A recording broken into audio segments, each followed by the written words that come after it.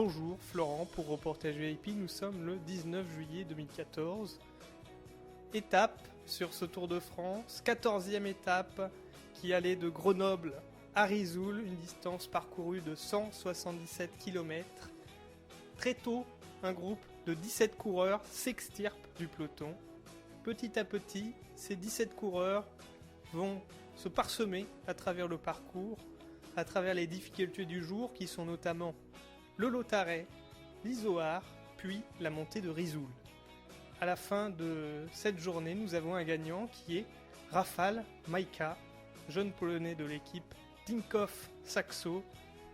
Il a résisté au retour de Vincenzo Nibali, au retour de Jean-Christophe Perrault qui avait accroché la roue de Vincenzo Nibali, le maillot jaune. Ensuite, nous retrouvons deux Français, Thibaut Pinot, Romain Bardet, devant Van Garderen et Franz Schleck. À l'issue de cette étape, le classement général est Vincenzo Nibali premier avec 4,37 sur le second qui est Alejandro Valverde. Troisième, Romain Bardet, français avec AG2R la mondiale. Il est à 4 minutes 50 et il reprend quelques secondes. Pareil, Thibaut Pinot reprend quelques secondes sur Alejandro Valverde. Van Garderen 5e et Jean-Christophe Perrault toujours 6e à 6 minutes 8. On souligne également la 10e place au général de Pierre Rolland avec son Team Europcar à 10 minutes 48.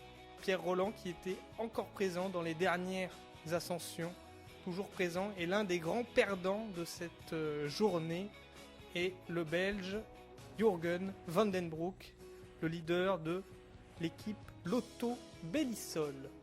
Pour conclure, Grenoble-Risoul, la victoire d'un jeune Polonais, Rafał Majka, très belle, à l'audace, au courage. Il a résisté aux assauts de Vincenzo Nibali, l'ultime assaut du requin de Messine dans les derniers kilomètres. Déjà hier, il s'était échappé dans les Alpes, n'a pas réussi à aller jusqu'au bout avec une victoire. Et aujourd'hui, au panache, à l'envie, il remet ça. Et cette fois-ci, c'est la victoire au bout. Prime également à Jean-Christophe Perrault dont la forme a réussi à travers cette prise de roue, l'une des agréables surprises aujourd'hui sur ce tour. Merci et à demain.